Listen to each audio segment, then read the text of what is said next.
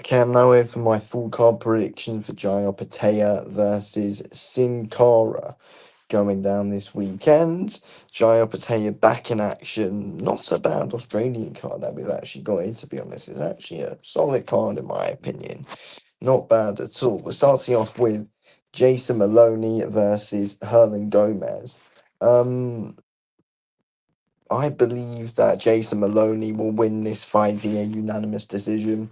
8 round fight. I believe he'll want to get the rounds in here. I see a scenario where he wants to fight up close as well on the inside, get some work done there. You know, work his way in behind the jab. I see there being a lot of body work being mixed in here from Jason Maloney. Um, yeah, I feel like I want to get the rounds in. Herlan Gomez pretty tough as well. Can take some big shots. That's why he's in there really for Jason Maloney to box rings around, should be able to for Maloney just to do what he wants with him really. If he wants, he can finish him. If he wants, he can go the distance. But yeah, look, Maloney's going levels above this guy. Maloney's not going to lose a round, but I think this fight will end up going the distance. And of course, will be in Jason Maloney's favour, dictating the pace throughout the fight and pushing a decent pace on the inside. That's my opinion. So yeah, UD Jason Maloney. Next up, then we go to Benny Mahoney versus Winston Hill. Um, I think that Benny Mahoney will win this fight. I'm gonna say I'm gonna go with another unanimous decision. I think Benny Mahoney will use Benny Mahoney, whichever one. I think Benny Mahoney. That's what we're gonna go with.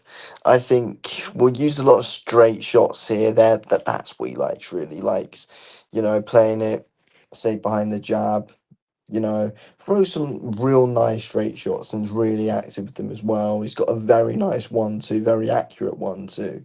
Benny Mahoney's got. Um, yeah, I think, he's very good at dictating the pace with his lead hand. Lead hand's always, in his opponent's face. Pushes you back with it very well. And yeah, he's got some nice long range, so he's able to push you back, get you on the ropes, tee off with some nice straight shots, which he mixes up pretty well from head to body.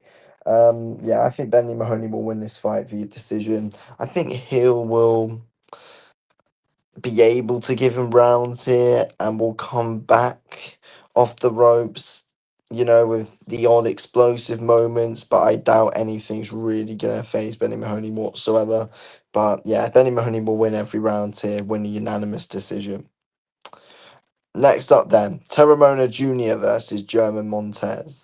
Teremona versus German Montes. I think Teremona is going to win this fight. He's running through everyone at the moment.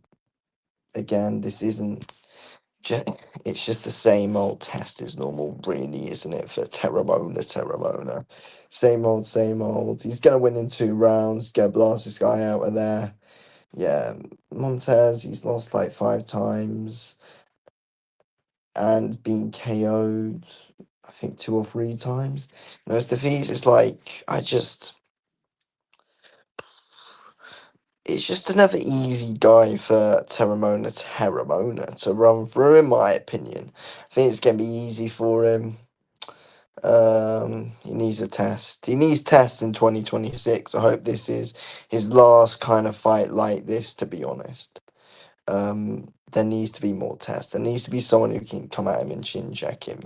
He had 2024 to get back into things. He's had the whole of 2025.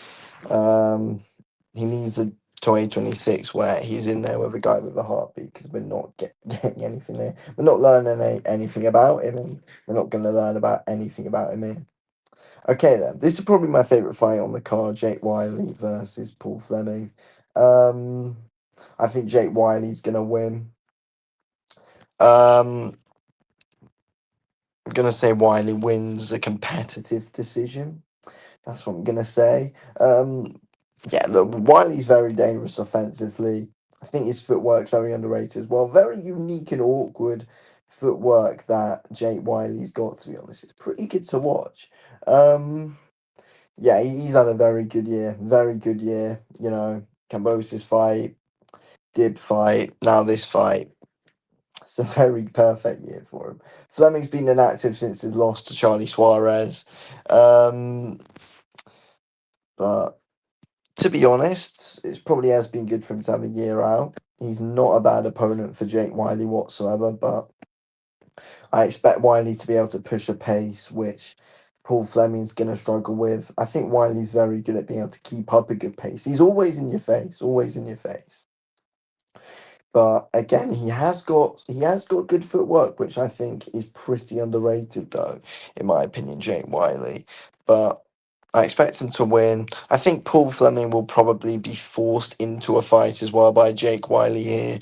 I think Suarez, when late on, Suarez just forced Fleming into a fight, was able to finish him late in the 12th, and I think Jake Wylie's going to force Fleming into a fight here, which is exactly what Jake Wyllie wants. He just wants to fight you. He's not here to box you. He's there to fight you, and he's going to be pushing that same pace from the very first bell to the very last bell, Jake Wyllie. So, yeah, I think Jake Wyllie will win a decision, but I think it can be competitive in areas, though.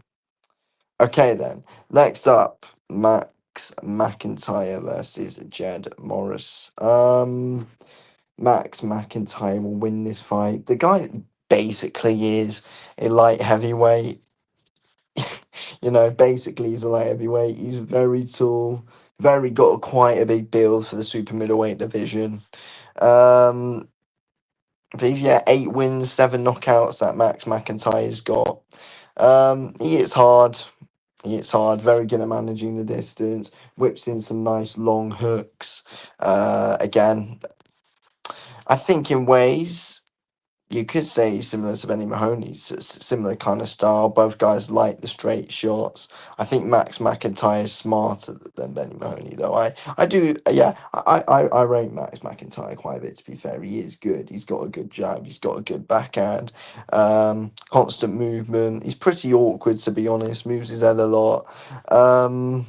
Yeah, Jed Morris has got no chance. Max McIntyre is just going to absolutely pick him apart. I reckon Max McIntyre will probably win this round 5 or 6. I'm going to say pick him apart pretty early, finish him in the mid rounds. That's what I'm going to say. It should be pretty simple for McIntyre.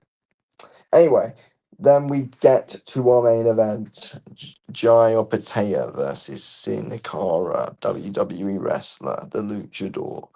I think that Jai Opetaia will win this fight. Cinkara's actually, he's undefeated, 23 wins, 19 knockouts.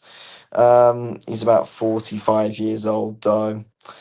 It's going to be easy for Jai. Jai, in my opinion, will win this fight in 3 rounds. Or will he? Might go. Fine, we'll say 6. Inside 6 rounds, Jai Opetaia will win this fight.